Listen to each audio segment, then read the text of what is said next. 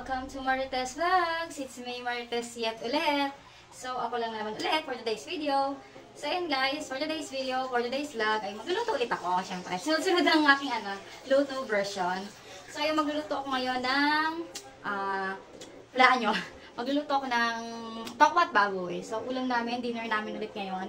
Tokwat baboy ang aking lulutuin for today's video. So, ayun, mga marites, mga meses. Kita-kits later, magluluto ako. So, nakapagprito na ako ng tokwa. Ito siya. Tokwa, so ihiwa-hiwain ko na lang yung tokwa. Tapos magigisa na tayo ng sibuyas, bawang. At syempre, yung baboy. Tapos, ayun, magluluto na ako. Let's start. So, ayun, hihiwain ko na yung tokwa natin. Tokwa namin. Iyan ang art.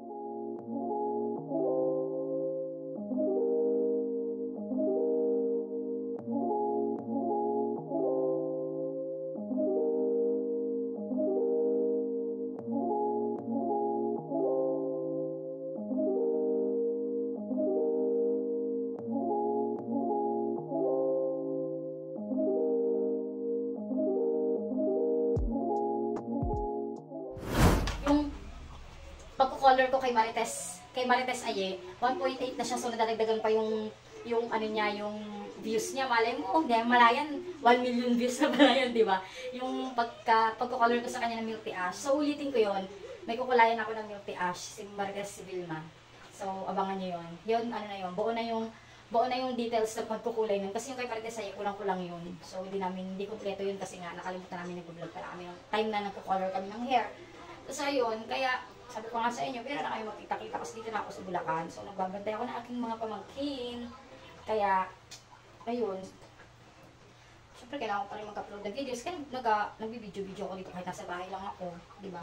At least, yung anak ko nandito naman. So, siya yung nag-edit ng video namin. Siya rin yung nag-upload. Ba't hindi ko ituloy, diba? Why naman?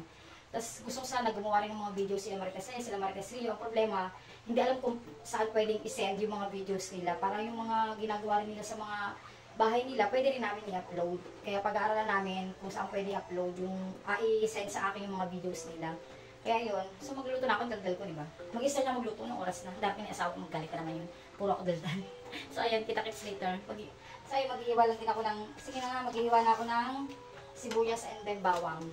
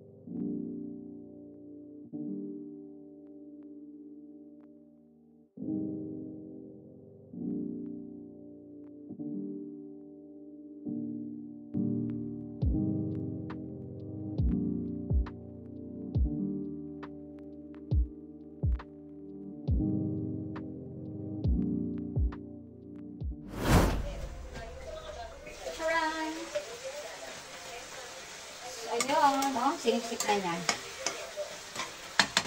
Tikman ulit natin kung malat. Sarap. Lalagyan na natin yung tokwa. Tokwa, lalagyan na natin. Nalinis naman yung kamay ko, kamayin ko na lang. Sabi tayo, hindi kita.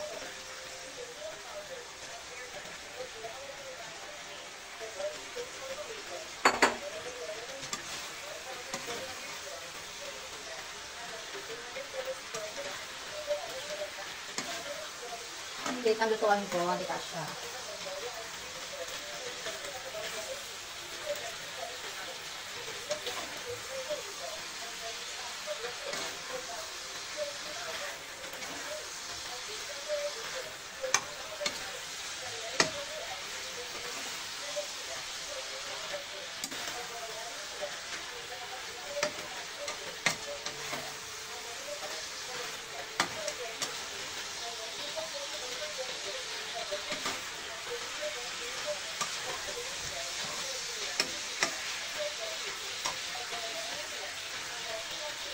Ay, nalaglag.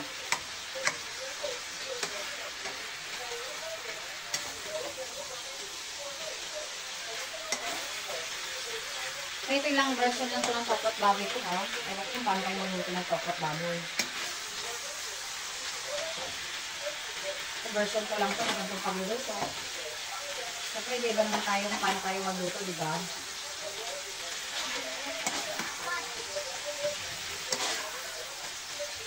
So, lalagyan ko patuloy ng sabaw. Titimpihan ko pa kasi mga bata gusto may sabaw, ayun pero syempre, tayo matutanda, gusto natin yung mga ganito.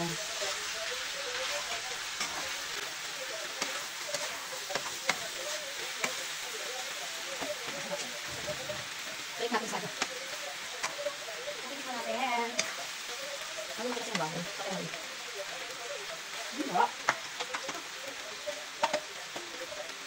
Ibigay ko muna sa konti. Nakulit na kayo. Tingnan ulit.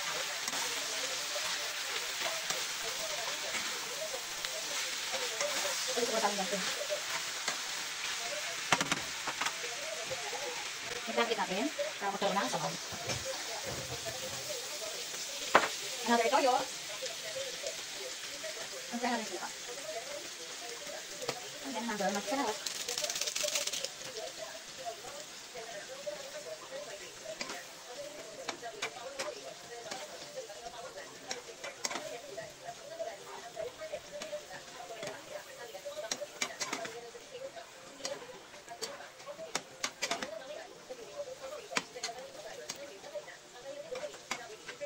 Mix natin para mag-mix yung nilagay natin yung pampalasa.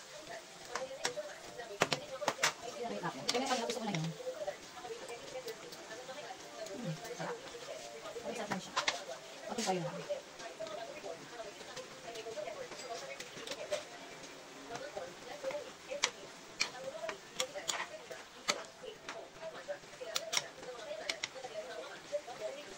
Sarap. Tikman natin yung pakwa.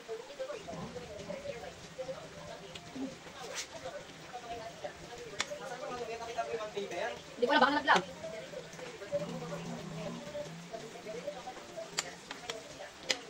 Tikman natin baboy. Laki kasi ang iba. Mainit.